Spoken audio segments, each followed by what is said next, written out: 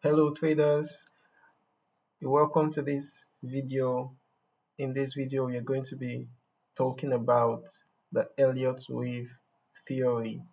So I'm going to be explaining how the Elliott Wave Theory works, and I'm going to be showing you the 5 essential steps of the Elliott Wave Theory. I'm going to be showing you how to apply these steps in your trading strategy, from identifying the wave patterns to understanding how they forecast future price movements. I'm going to explain in a simple way for you to understand. Okay, so first of all, how do we identify and apply the Elliott Wave Theory? The first thing for you to do is to identify the impulse wave. The impulse wave is the wave that moves in the direction of the trend. Okay, so how do you identify the impulse wave? Step 1. The first thing to do is identify the trend. For example, this is a bullish trend. As we can see, the price was making higher highs and higher lows. You can see this. So you have to identify the trend first, because the Elliott Wave Theory states that the market moves in repetitive cycles. As we can see, the price does not move in a straight line. There is always an upward move and a retracement, and an upward move and a retracement, or for a bearish trend, a downward move and a retracement, and a downward move and a retracement. So price does not move in a straight line. So the first step is to recognize the impulse wave, and that impulse wave consists of 5 waves. The impulse wave, based on the Elliott Wave Theory, consists of 5 waves. The waves 1, let us use this as an example. Let us use this bullish move as an example. From here to here, you can see that this was a bullish trend. So the impulse waves usually consist of 5 waves. We can see this is the first wave. This is the second wave, which was a pullback. This is the third wave. This is the fourth wave, a pullback. And then this is the fifth wave, the final wave, right? So now the waves 1, 3, and 5 always move in the direction of the larger trend. Now let us identify the waves 1. This is wave 1. This is the wave 1, the first wave. This is wave 2, the second wave. This is wave 3. This is wave 4. And finally, we have wave 5 here. So now, always note that waves 1, 3, and 5 always move in the direction of the larger trend, while waves 2 and 4 are corrective waves. So remember that this is a bullish trend. Waves 1, 3, and 5 are moving in the direction of the bullish move, while waves 2 and 4 are just pullbacks or corrections. Now, we are still in step 1 of understanding the Elliott Wave Theory, which is to identify the impulse wave. Now, breaking it down into smaller bits, wave 1 simply is the wave that begins the trend. As you can see, as a sell trend ended, wave 1 is the wave, as a sell trend just ended here, wave 1 is the wave that begins the trend, the new trend. This is a bullish trend, for example. Perhaps we will still look at a bearish trend before we round up. So the first wave is wave 1, which begins the trend, and the wave 2 is just a pullback, and it does not retrace the entire wave 1. Always note that wave 2 does not retrace the entire wave 1. If wave 2 was to come down all the way here, then it's no longer a valid Elliott wave, because based on the principles of Elliott waves, wave 2 does not retrace the entire wave 1. Okay, and then for the wave 3 is usually the strongest wave. Usually it is the strongest and the longest wave. As we can see here, it is usually the longest and the strongest, and this helps to confirm the trend. So after wave 3, you can be certain that this is indeed a bullish trend, right? And then wave 4 is a correction wave as well. Is a correction wave within the bullish trend. For example, because this example is a bullish example, right? Wave 4 is a correction to the larger trend, which in this case is a bullish trend. And then finally, wave 5 is the final push that marks the trend's peak before a major reversal. So after wave 5 occurs, there is every likelihood that the trend has come to an end. And as we can see, right after wave 5, we can see that the trend began to reverse, right? So in case if you identify waves 1, 2, and 3, and you wanted to ride the fifth wave, you can enter your buy trade right after the fourth wave. Remember that wave 3 confirms the trend. So right after wave 3, you would have waited for wave 4 to happen, and once wave 5 begins, you can just enter your buy trade, set your stop loss below that wave, below the fourth wave, and then you can exit your trade right after the fifth wave begins to give signal of a reversal, like how it happened here. Right after a downward move begins to happen, you can exit your trade. Okay, so that is it for step 1, which is to identify the impulse wave. Now we are moving into step 2 of understanding the Elliott wave theory. Now, wave 2 simply is to spot the corrective waves right after the impulse waves have happened. To spot the corrective waves, okay?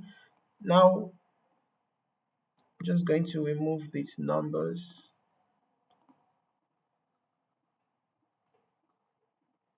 Right after the impulsive waves, for step 2, we are going to identify waves A, B, and C. Waves A, B, and C usually occurs immediately after the impulse waves. Now, after the impulse wave completes, the market enters a corrective phase, because usually trends do not just reverse just immediately. So there is a correction that happens against the prevailing trend. After the bullish trend ends, the price will not just jump down all the way against the initial bullish trend. There is going to be a correction, and there is still going to be that zigzag movement, because price does not move in a straight line. So the second part of the Elliott wave theory states that we need to identify the corrective waves. And remember, this is wave 5 of the impulsive wave. So our corrective wave starts from here. This is wave A, this is wave B, and this is wave C. So that is how to identify the corrective waves. Right after the impulsive waves, the corrective waves begin immediately. So wave A is the first counter move against the larger trend. Remember, this is the larger trend, the bullish trend. While wave A is the very first counter move against the larger trend. Then wave B is a small retracement. Sometimes some traders mistake wave B to be a continuation of the initial trend, but it is not. Wave B is just a pullback. It's just a pullback, a retracement of the correction. It's just a pullback of the corrective waves. Now, wave C is a larger correction. This is wave A, this is wave B, and this is wave C. Wave C is a larger correction that completes the reversal of the corrective pattern. So after the impulsive move ends, the impulsive move for the bullish trend, there is usually a corrective phase that is consisted of three waves: wave A, wave B, and wave C. So that is the second step to understanding the Elliott Wave Theory, to spot the corrective waves. Now, the third step is the use of Fibonacci retracement levels. Now, Fibonacci usually plays a crucial role when it comes to Elliott Wave Theory.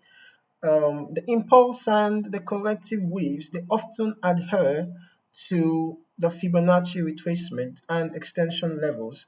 For example, we are going to use the Fibonacci retracement to confirm some of these waves that we just identified. For example, wave 2, remember this is wave 1, this is wave 2, and this is wave 3.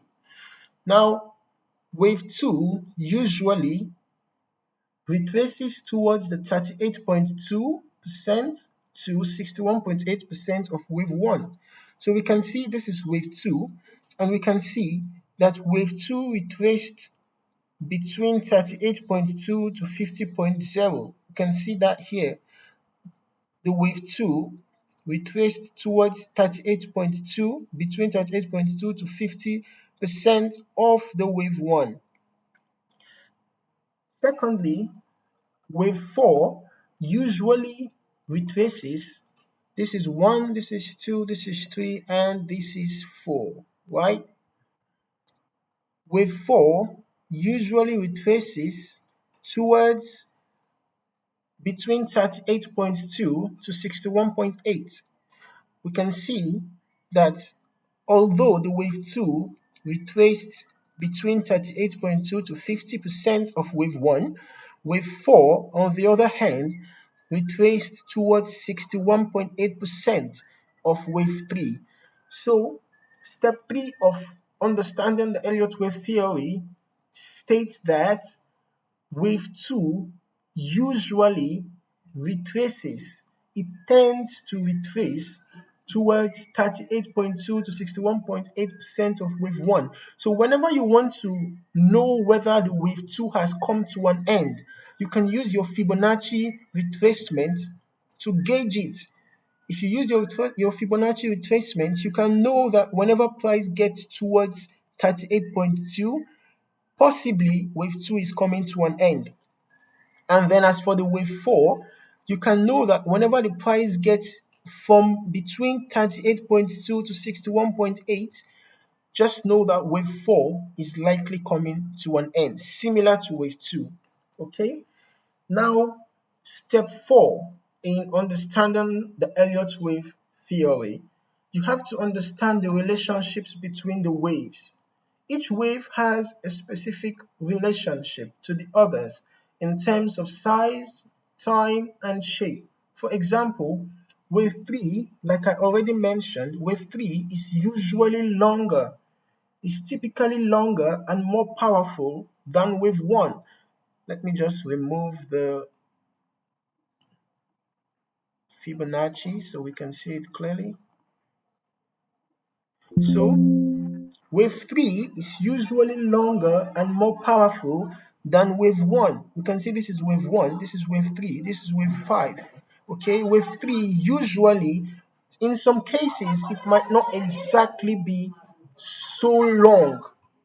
Like it might not be longer than 1 and 5 with so large a difference. There could be a little difference. Like in this case, wave 3 and wave 5, the length are almost the same. But one thing to note is that usually wave 3 is the longest. Sometimes wave 5 might be close to the length of wave 3, but just know that the third wave is usually the most powerful and the longest on average. On average, it is the longest and the more powerful. Now, secondly, waves A and C are usually similar in length. That is talking about the corrective waves now, A, B, and C. Waves A and C are usually similar in length. As we can see here, the difference between wave A and C is not that much, although wave A is longer, but the difference isn't that much. So waves A and C are similar in length. When you are able to recognize these relationships, it can help you to forecast future price movements more effectively. For example, once you know that waves A and C are usually similar in length, right after wave B forms, once wave C begins to form, as wave C starts, you can predict where the wave will end because you know that wave C would almost be as long as wave A. So once wave C starts, if you had entered a sell position here, you will just be targeting the length to be almost as long as this. So you can decide to just exit probably at 70% of wave A. That is in case of if wave C is not exactly the same length with wave A. To be on the safer side, you can just decide to measure like 70% of wave A and then set your exit for the wave C. So it can help you to predict future price movements when you understand these relationships between the waves.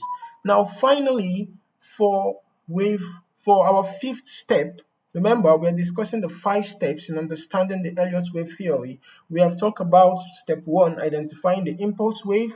Step 2 is identifying the corrective waves. Step 3 is the use of the Fibonacci retracement levels. And step 4 is to understand the relationships between those waves. Now, finally, step 5 is to confirm with indicators.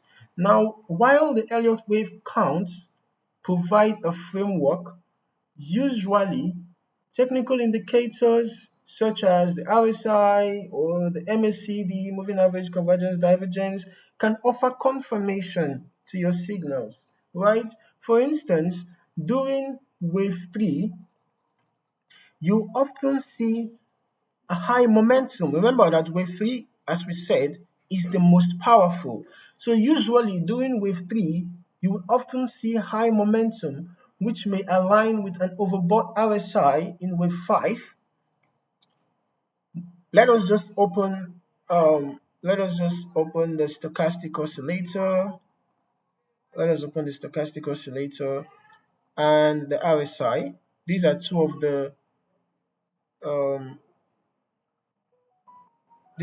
of the indicators that we can use to confirm our Elliott wave signals, right? So like we said, that you would often see an increase in momentum during the wave 3. So we can see that during the wave 3, the stochastic oscillators were trending higher until it got to the overbought level. And the RSI, right from the start of the wave 3, it was already towards the 70 level. It was already close to the 70 level, and it continued around the 70 level until the end of the wave 3, right? So now, just for extra confirmation, you can use the stochastics or the RSI to gauge the momentum of the market, For example, in wave 5, momentum may begin to weaken after the wave 5 forms. Like, for you to know when the wave 5 is coming to an end, you can just look at the stochastics. You can see as the wave 5 began to come to an end, you can see that the stochastics was already in the overbought level and it had begun to cross downwards. It was already showing that the momentum is decreasing, right? And we can see that the RSI as well was already declining from the 70 level.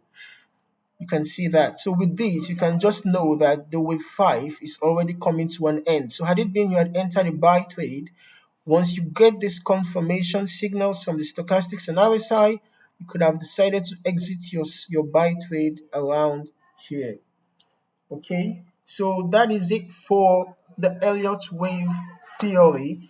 By following these 5 steps, you can start using the Elliott Wave Theory to identify patterns in price action and making better informed trading decisions. So I hope you found this video insightful.